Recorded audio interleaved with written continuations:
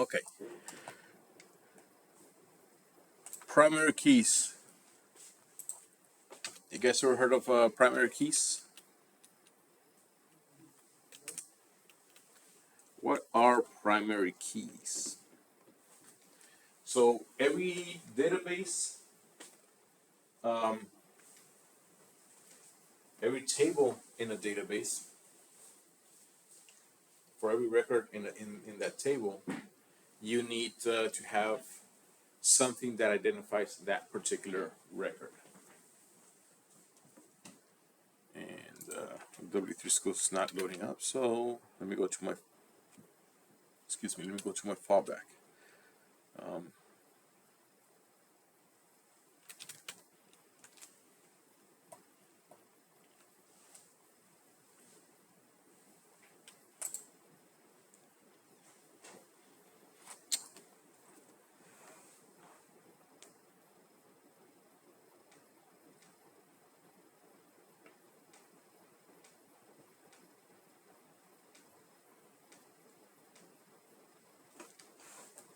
Okay, let me pause this for a second. Okay, so let's look at the Kente database. If I go to the customers table, here we see that we have a customer ID, first name, last name, so on and so forth. Let's look at the invoices for a second. Same thing, invoice line, invoice has invoice numbers. The item table has the item ID. Sales has the rep ID. So the table keys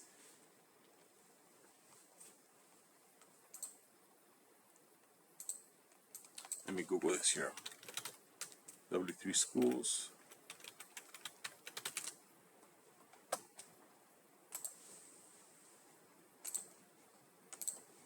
So primary keys are usually would be like the customer ID.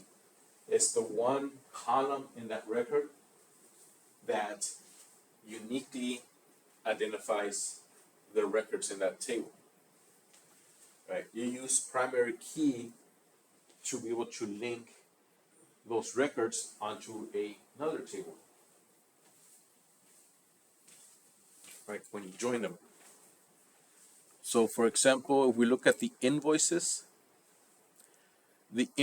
table, we have the invoice number. This column here, the invoice number, would be essentially the primary key for this table. This table also contains what's called a secondary key, which in this case would be the customer ID. Right. Primary key identifies the record on the current table. Secondary key identifies the record on another table. So customer ID 125 in the invoices would be a secondary key. If we go to the customers and we go to 125, on this table, customer 125, or the column for cust ID, is the primary key. Right. So basically, primary key is the main column that identifies records on the current table. Secondary key is the column from another table that is in this, that this table, the current table, has the information for.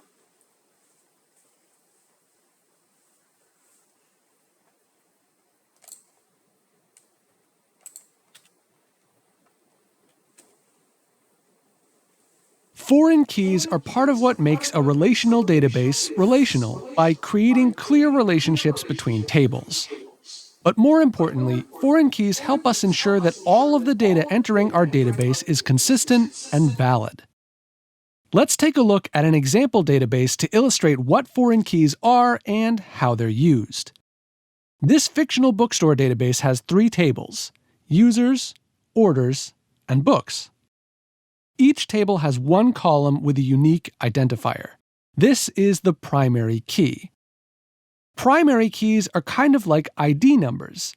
In the same way an ID number identifies you uniquely even if someone else has the same name as you or shares the same mailing address, a table's primary key allows the database to identify a unique row even if the other columns in that row don't have unique values. Every table in a SQL database must have a primary key. In our bookseller database, user ID, order number, and product SKU are the primary keys for the users, orders, and books tables, respectively. Now that we understand primary keys, let's talk about foreign keys. Take a closer look at the orders table. Each row is an order. Each order has an order number, a user ID that represents the user who placed that order, and a product SKU that represents the book they purchased. We can see that user ID and product SKU also correspond with the primary key columns in the users and books tables, respectively. But right now, that's just an informal relationship. They aren't connected in any meaningful way, they just happen to share the same data. We can formalize that connection and add some important rules at the same time by adding foreign keys. When we add foreign keys, we're establishing that the orders.userid column references users.userid and orders.productSKU references books.productSKU. But we're also doing something more important, creating rules that say a row can only be added to the orders table if its user ID value exists in the users table and its product SKU exists in the books table. In other words, with our new foreign key rules, we can only add a new order if its user really exists in the users table and the product SKU really exists in the books table. So, foreign keys aren't just about linking tables together with clear relationships, they actually help us ensure that our data is accurate by rejecting insertions that don't make sense, like an order with no user attached, or an order for a book that doesn't exist. One important rule for foreign keys is that the column in the table we're referencing must have only unique values. That's because when we create a foreign key for orders.userid, for example, we're linking each row in the orders table to a specific user. You may have noticed that both of the foreign keys we added to the orders table link to the primary keys in the other tables. It's good practice to make sure all of our foreign keys are referencing primary keys in other tables. In this video, we've covered a lot. We've talked about how foreign keys create links between tables and how they help ensure accuracy by only entering data with a valid connection to the table being referenced. Hit subscribe to make sure you don't miss an upcoming video on how to put all of this into action.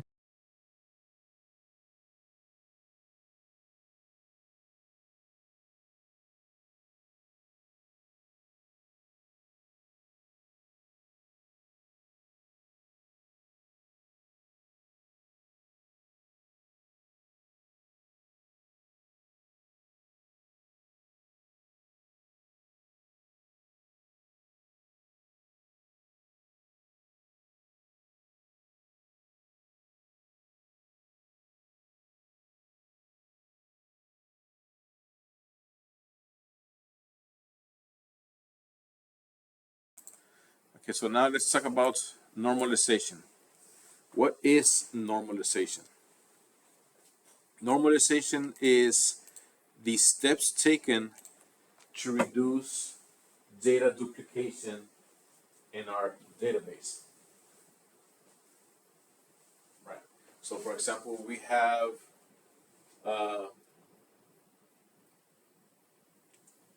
if we just had one single table that captured all the orders and also captured the customer's information, then every record would have the items being purchased and the customer's name. If that customer then purchased a second product, that customer, you would have another record that would also have the customer's name yet again duplicated. So we prevent that duplication by separating the data itself into different tables to normalize the information. So with the database normalization, We're designing databases that reduce data redundancy and improve data integrity. And as we do this, we use rules known as normal forms. So let me talk about the importance of this. Let's imagine we have a patient visits table. We're tracking every row as a different visit for a patient. We've got an ID that uniquely identifies the visit, the date of the visit, but we've also got a name of a patient, their age, and their city. Now, the issue here is that we have to re-enter their name, their age, and their city every time they make a visit, and so we've got duplicate information, which causes us to use more storage. And also, it complicates updates. So if that patient, Jeff Waring, was to change cities from Madison to Chicago, every visit in the table for them, we've got to change their city. And that can cause issues. So the way that we can fix this, to normalize this a bit, is in the visits table to just simply add a patient ID that is a foreign key to a patient's table where all of that patient information is updated or kept current. Now, in terms of normal forms, those are the rules that we're using for normalization. We've got a few that are common, but there's lots of possible normal forms. And so the way that we typically start is in an unnormalized format. And then we go to first normal form. If we achieve that, we can go to second normal form, and then to third normal form, and so on. Now, third normal form is typically good enough for most situations. You can go beyond that, but we'll talk about how you're trading off storage and performance. You're kind of trying to battle those two things. So there's not necessarily one right answer for every situation. Okay, so let's talk about first normal form. In this case, to meet this, our rows must be unique and column data cannot have multiple values. So imagine this table, which is a little different than the one we talked about previously. So let's say we've got a patient table, information about the patient, but there's a column in that table called visits that has multiple pieces of data. So every time the patient has a visit, we're just adding the date to it. That is not first normal form. And it becomes difficult sometimes to handle updates or to analyze data in this way. So what we can do then is split this up. So we have a patient's table, but we pulled out their visits to a separate visits table, where we have the patient ID and the date of their visit. Now, to get to second normal form, the next step, we first must have achieved first normal form, and then either we must have a single column primary key, or we must have columns that depend on each part of a composite key. A composite key is a key that's more than one field. Now, in the patient's table that we looked at, we have a single column primary key, so we've met second normal form. But if we didn't have that, like if we had a key that was a composite key that was multiple columns, like the patient name and their city together, any other pieces of data have to depend on both parts or each part of the primary key. It can't be that they just depend on one. Now, to achieve third normal form, this is really the most common kind of level that we get to. We must be in second normal form, and we need to move fields that are not dependent on the key. So here's what I mean by that. Let's go back to that patient table we just looked at. We've got the ID, the name, the city of the patient, but also we have the name of their doctor and the specialty for that doctor. Now, in this case, the specialty of the doctor does not depend on the patient ID, which is the key. It actually depends on the name of the doctor, which becomes an issue because we'll have to, if a doctor changes their specialty, we'd have to change that specialty field for every patient that has that doctor, which causes complexity. What we want to do to get to third normal form is break this up. So we'll have a patient's table and a doctor's table. And in the patient's table, we'll just have a foreign key for the doctor ID that directs us over to the doctor's table, where we see the doctor name, their specialty. It could also be their address, their home hospital, among other things. Now, as you go through this, if you even go beyond third normal form, just remember that these are not laws. No one's going to arrest you if you violate a rule of normalization. And oftentimes we make trade-offs in terms of storage and performance. Okay, and there's not always one right amount of normalization. We're just trading off storage and performance and finding the right level for us. But again, a common approach is to use third normal form. Thanks for watching. If you like this video, click the subscribe button. And if you're interested in a SQL cheat sheet, you can find one over at codybaldwin.com. Saving money feels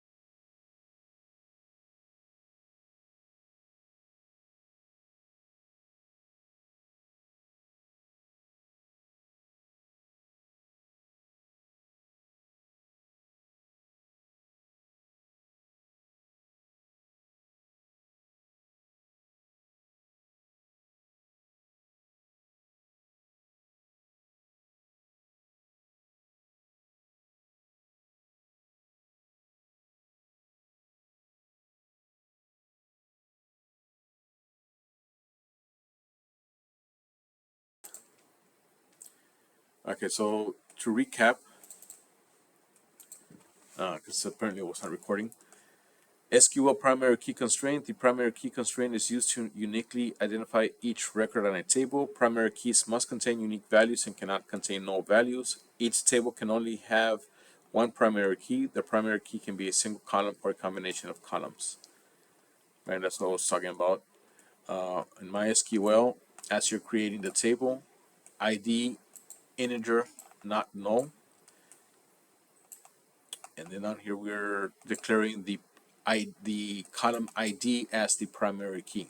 Primary key fields cannot be empty, hence why it says not null.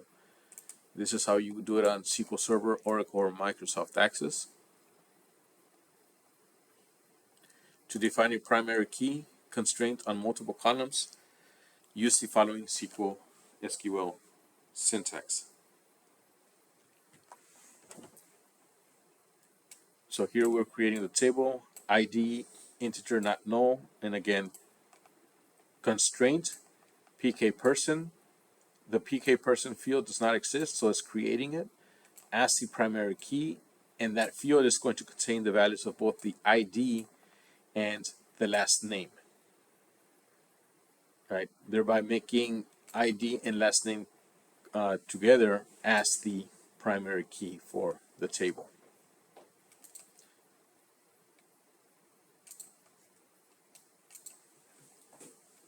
Foreign keys, SQL foreign key constraint. SQL foreign key constraint. The foreign key constraint is used to prevent actions that would destroy links between tables.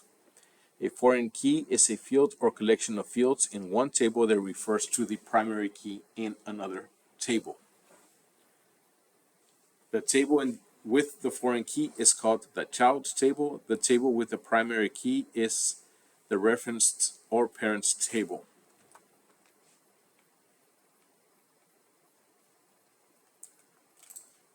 So if we go to our Kimte again, and the invoices table, invoice number would be the primary key for the invoices table. Cust ID is the foreign key on this table, but the primary key under the customer table.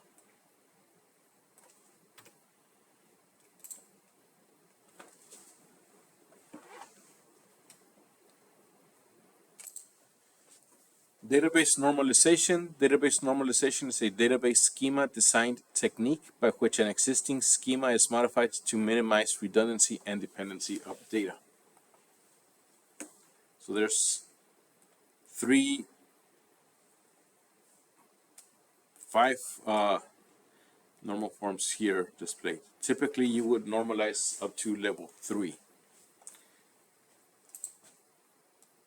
Some facts about database normalization. The word normalization and normal form refers to the structure of a database. Normalization was developed by IBM Research, E.F. Cott in the 1970s. Normalization increases clarity in organizing data in databases. Normalization of a database is achieved by following a set of rules called forms in creating the database.